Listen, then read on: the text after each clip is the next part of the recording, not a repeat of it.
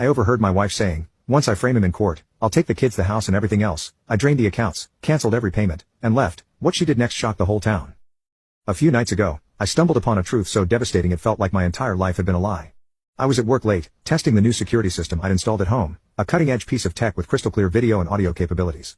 I'd been fiddling with its features for days, syncing it to my phone and adjusting settings. That night, I finally had a moment to try out the live feed. The system was so advanced it could pick up the faintest sounds with astonishing clarity, even quiet conversations in the background. I tapped into the app, curious to see how it worked in real time. At first, all I heard was faint ambient noise from the house, the hum of the refrigerator, the soft creak of floorboards. But then voices came through. My wife, Kate, was talking on the phone in the living room. Her voice was calm, almost casual, but something about her tone made me pause.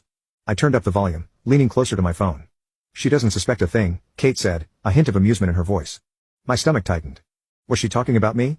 I didn't want to jump to conclusions, but the way she spoke, so relaxed, so confident, made my pulse quicken. The voice on the other end of the call was muffled, but Kate's laughter cut through like a knife. No, he's clueless," she continued. "Albert, please. He's too wrapped up in his little gadgets to notice what's right in front of him."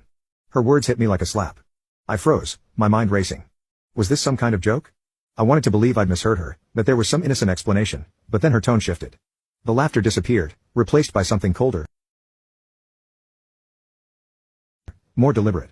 "Okay, hold on, let me call you back," she said quickly. A second later, I heard her dialing another number. My heart pounded as I realized she wasn't done. I adjusted the feed, holding my breath as the audio picked up again. "Hi.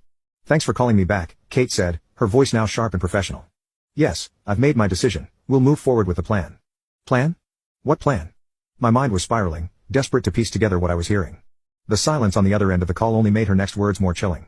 "Once we pin this on him," she said slowly, her words deliberate, "I'll take the kids, the house, and everything else. He won't see it coming."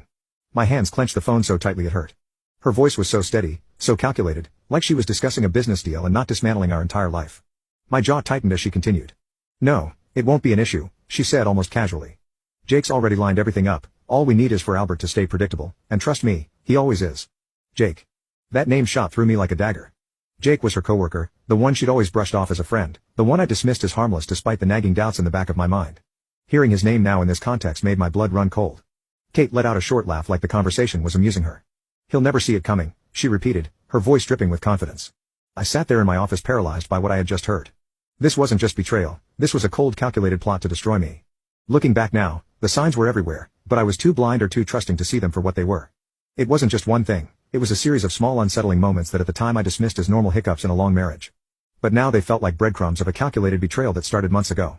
Kate began spending long stretches in the backyard pacing with her phone pressed